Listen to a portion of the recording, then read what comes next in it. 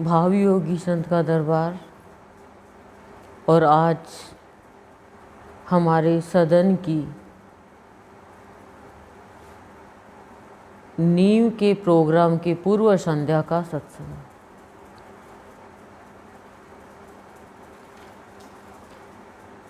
हम कई बार कहते हैं कल किसी बात लग रही है, यानी हम ध्यान नहीं देते हैं समय के ऊपर।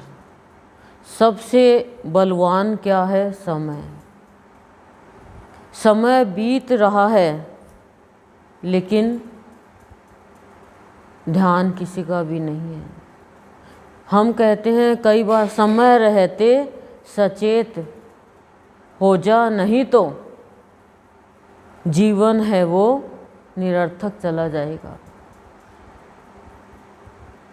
समय रहते, समय के बाद में सचेत होंगे, फेल होने के बाद में सचेत होंगे तो फिर वो पास तो हो नहीं सकता। नुकसान हो गया का वर्षा जब कृषि सुखाने, फिर तो खाली धोखा ही धोखा रहेगा, और क्या रहेगा जीवन में। तो धोखा हमें नहीं हो उससे पहले भावयोगी संत जो हमें समझाते हैं वो यही समझाते हैं कि समय का सदुपयोग करो, नहीं तो समय बीत जाएगा और फिर तुम पछताते रह जाओगे। जैसे आज पूर्व संध्या का सत्संग है। पूर्व संध्या का सत्संग क्यों करते हम? पूर्व दोपहर का क्यों नहीं करते? और रात जागरण करते हैं। जागरण रात को ही क्यों करते हैं? मतलब संध्या होने के बाद ही क्यों करते हैं? क्या आपके अंदर प्रश्न उठा क्या ये? वैसे तो पूर्व संध्या क्या है कि जीवन में जब प्राणी संध्या का मतलब समझेगा तो प्रकृति और कौन बोला?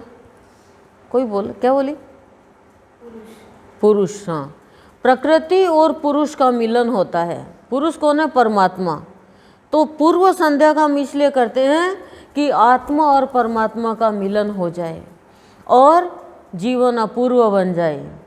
और दूसरे दिन जो हमारा विशेष उत्सव होता है उससे पहले हमारी ये पूर्व संध्या का मतलब है तैयारी करना, तैयार होना, जिससे हम उसमें भाग ले सकें, उसको हम प्राप्त कर सके। पहले ही तो तैयारी करते हैं ना हम सारी। और जागरण का क्या है? जागरण का ये है, जैसे हमने आज जागरण रखा है, जागरण का क्या है कि जाग जाओ, कल उत्सव है, विशेष उत्सव है। एक होता है लौकिक, एक होता है अलौकिक। अलौकिक उत्सव कौन सा होता है? जो सत्संग में हम कर रहे हैं, उसमें हमें आत्मिक भाव मिलता है। नदी बहती है और सागर में मिलती है, गंगा सागर कहलाती है। ऐसे ही जब प्राणी भाव में बहता है तो उसके जीवन का जितना भी व्यवधान है वो बह कर के हट जाता है और समाधान मिल जाता है।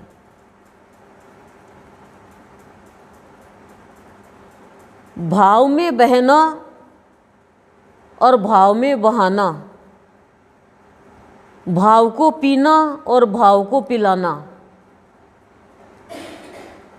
जब मनुष्य को ये आ जाएगा तो मनुष्य के जीवन का जितना भी समाधान है वो सब सही हो जाएगा। हम बहुत प्रश्न है हमारे जीवन में, जीवन ही एक प्रश्नवाचक है, लेकिन जीवन प्रश्नवाचक नहीं रहेगा, प्रसन्नवाचक हो जाएगा। कैसे जीवन में खुशियां मिले ये सोचने लग जाएगा। हम सब चीज़ की चिंता करते हैं संसार में, लेकिन जीवन के बारे में कब सोचते हैं कि मेरा जीवन है वो कितना अलौकिक है, कितना अद्भुत है, कितना सुंदर है, कितना प्यारा है, फिर भी ये भद्दा हो गया, फिर भी ये कुरूप हो गया, फिर भी इसमें शांति नहीं है, फिर भी ये घबरा जाता है, फिर भी दुखी हो जाता है। क्यों हो जाता है? क्योंकि हमारा चिंतन अच्छा नहीं है।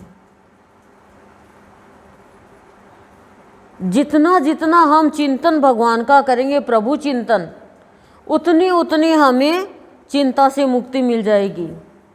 पर हम चिंता करते हैं, चिंतन नहीं करते हैं।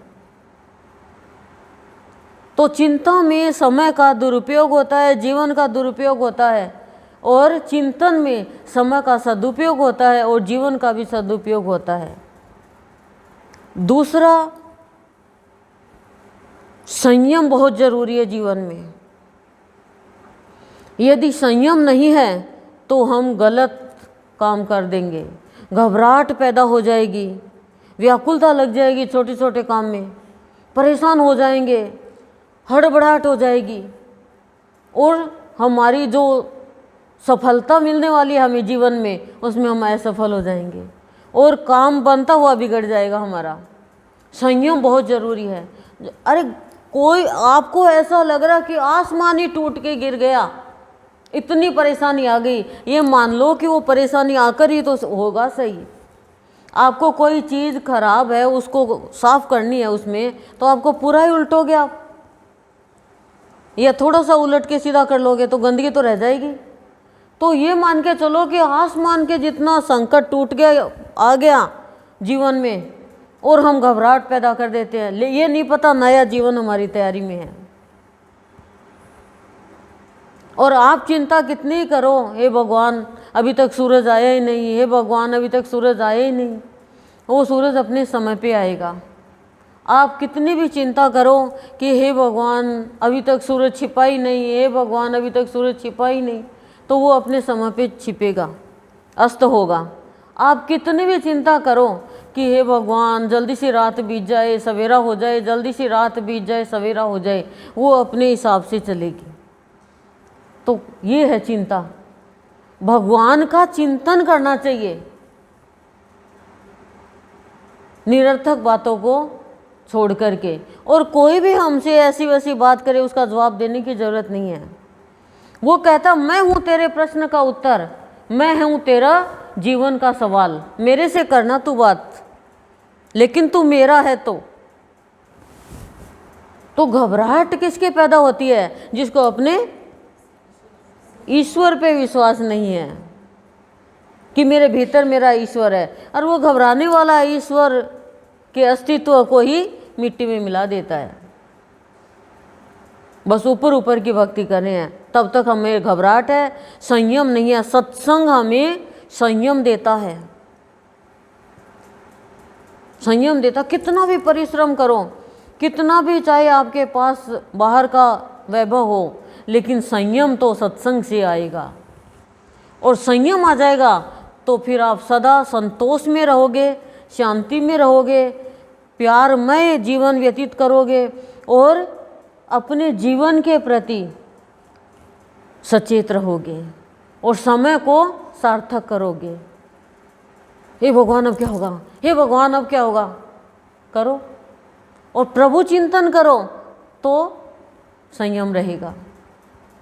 और संयम में ही हम सही गलत का फैसला कर सकते हैं, संयम में ही हम सही निर्णय ले सकते हैं हमारी जीवन का, हमारे भाग्य का। और हमारा भाग्य अच्छा बनता हुआ भी खराब कर देंगे संयम नहीं है तो घबराहट के कारण।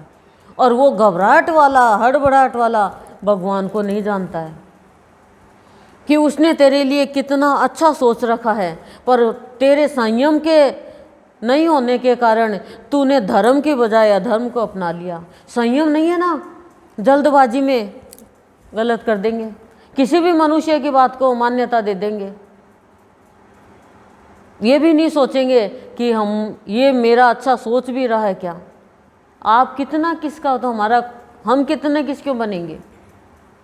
इसलिए सत्संग संयम देता है। संयम जब आता है तो वो धर्म के रास्ते पर चलता है।